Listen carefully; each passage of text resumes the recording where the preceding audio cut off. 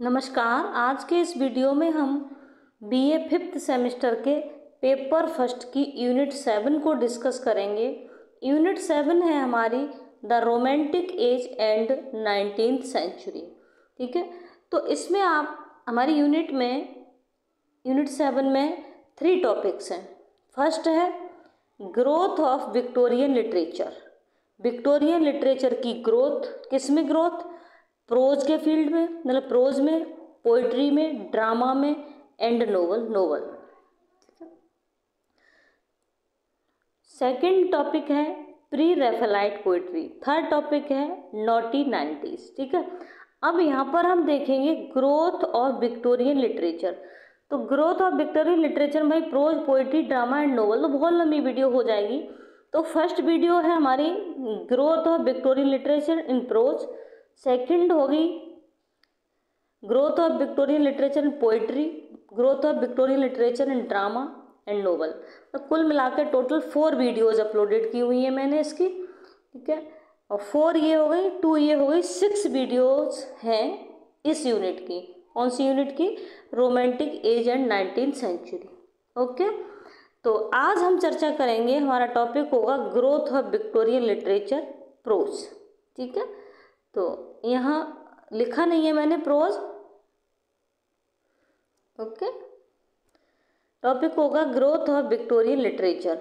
यहाँ प्रोज लिख सकते हैं आप, देखेंगे समझेंगे।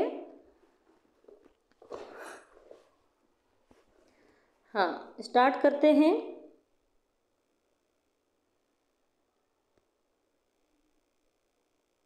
Okay,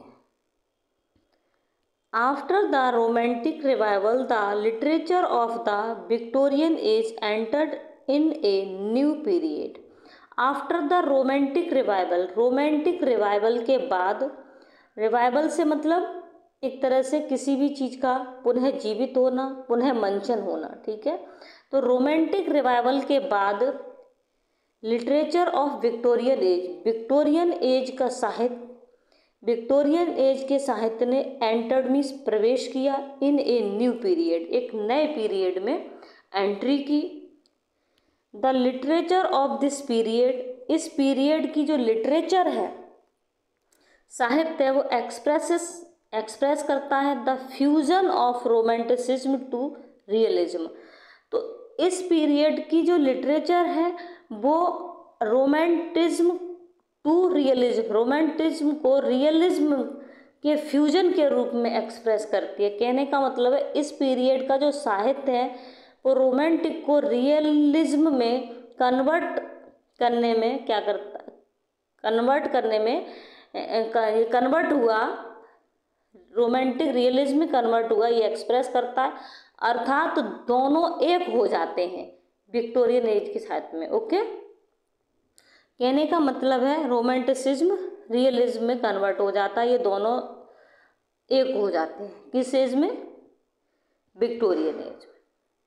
the Victorian age is rich in literature, Victorian age समृद्ध हुआ इन लिटरेचर, साहित्य में। इट प्रोड्यूस्ड 2 ग्रेट पोइट्स, इसने 2 ग्रेट पोइट्स को प्रोड्यूस किया। इस युग में 2 ग्रेट पोइट हुए, like Alfred Lord Tennyson and Robert browning. ध्यान रखेंगे इनको। ठीक है, पूछ सकता है मल्टीपल चॉइस क्वेश्चंस में या वेरी शॉर्ट में, कौन कौन से? अल्फ्रेड लॉर्ड टेनिसन और रॉबर्ट ब्राउनिंग। तो यहाँ ड्रामेटिस्ट हुए, ड्रामेटिस्ट कौन कौन से हुए विक्टोरियन एज में? जीवी शॉ और गॉल्सवर्दी। ओके, और नोवेलिस्ट, लाइक नोवेलिस्ट कौन हुए? चार्ल्स डिकेंस और हार्डी। और एसिस्ट, लाइक एसिस्ट कौन हुए? कार्लेल और स्टीवेंसन। ठीक है, तो this age is remarkable for excellence of its literature, ये युग इज रिमार्केबल, बहुत रिमार्केबल है, एक आश्चर्यजनक, जाना जाता है for excellence of its literature. Excellence का मतलब एक श्रेष्ठता के लिए, ऑफ इट्स, इसके साहित्य की श्रेष्ठता के लिए ये जाना जाता है, असाधारण है कहने का मतलब। ठीक है, तो ये किसके लिए रिमार्केबल है? एक्सीलेंस के लिए। आगे चलेंगे, देखेंगे विक्टोरियन प्रोज। ठीक है, जो हम टॉपिक की चर्चा कर रहे थे विक्टोरियन प्रोज, कि हम इस टॉपिक में किसकी चर्चा करेंगे, विक्टोरियन प्रोज की। तो Victorian prose, Carlyle and Stevenson were two great essayist of the Victorian era. Victorian era के कार्लाइल और स्टीवेंसन दो ग्रेट एसिस्ट थे, निबंधकार थे, किसके, विक्टोरियन इरा के। Carlyle major works include, Carlyle का जो मेजर वर्क्स था वो क्या है, the French revolution in 3 volumes, 3 volume में इनका ये वर्क है, और जो 1837 में लिखा गया।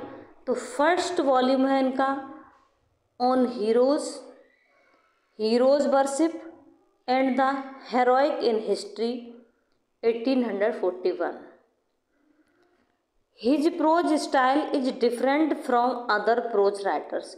इनकी जो प्रोज स्टाइल है, इनकी जो गद्य शैली है, डिफरेंट है, अलग है, फ्रॉम अदर प्रोज राइटर्स, अन्य प्रोज राइटर्स से अलग है। ही राइट्स, वह लिखते हैं, अबाउट पीपल, लोगों के बारे में, एंड इवेंट्स, घटनाओं के बारे में, ऑफ द पास्ट, पास्ट की, वह पास्ट की घटनाओं और लोगों के बारे में लिखते हैं।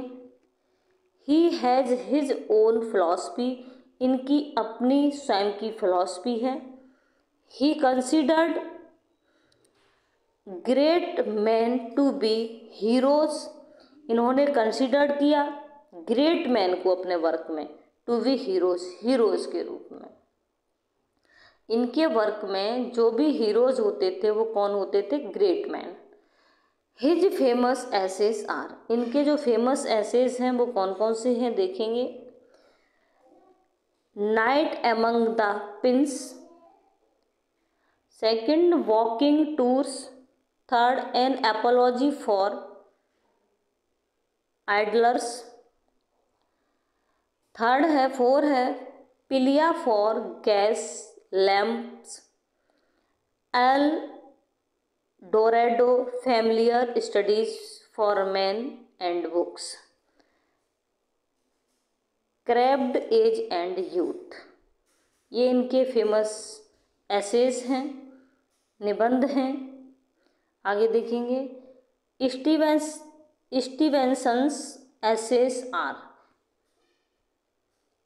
Own attempt in the direction of human welfare.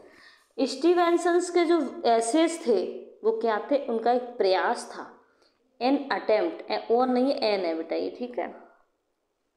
तो स्टीवेंसन्स के जो एसेज हैं वो अटेम्प्ट, उनका प्रयास है, इन the direction of human welfare. Human welfare मतलब मानव कल्याण की दिशा में उनका ये प्रयास था। मतलब जो भी उन्होंने अपने ऐसे लिखे, ऐसे थे कि उन्होंने ह्यूमन वेलफेयर की उसमें बात की। उनका जो डायरेक्शन था वो क्या था, ह्यूमन वेलफेयर था। He wishes to eliminate everything that stands in the way of human progress and happiness. देखिए अब कितनी अच्छी। ही विशेस, वह चाहते थे, टू एलिमिनेट, एलिमिनेट का मतलब होता है एक तरह से हटा देना, रास्ते से हटा देना। क्या हटा देना, एवरीथिंग, उस प्रत्येक चीज को हटा देना चाहते थे, दैट स्टैंड्स, जो खड़ी हो जाती है, इन the way of human progress, human progress के रास्ते में और हैप्पीनेस के रास्ते में जो चीज़ें आकर खड़ी हो जाती हैं उनको वो हटा देना चाहते थे। फॉर एग्जाम्पल, उदाहरण के लिए, इन हिज फेमस ऐसे, उनके फेमस ऐसे एन एपोलॉजी फॉर आइडलर्स, उनका जो उदाहरण के लिए अगर हम देखें तो उनका जो फेमस ऐसे था एन एपोलॉजी फॉर आइडलर्स, तो ही पॉइंट्स आउट, वह दर्शाते हैं, प्रदर्शित करते हैं the importance of direct education, direct education की इम्पोर्टेंस को पॉइंट्स आउट किया है उन्होंने, दर्शाया है।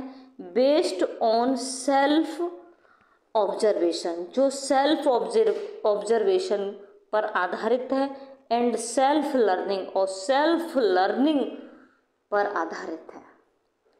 He puts stress on the quality of being happy for personal sake as well as social सेक।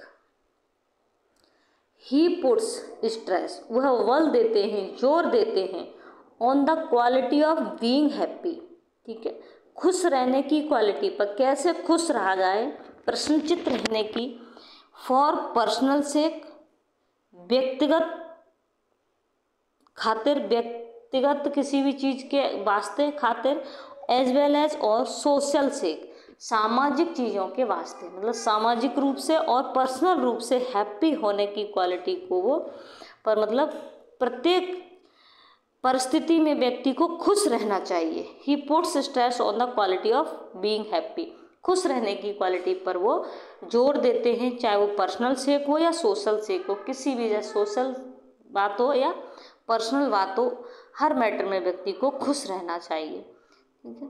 इस तरह से ये हमारा टॉपिक है विक्टोरियन प्रोज, ये कंप्लीट हो जाता है।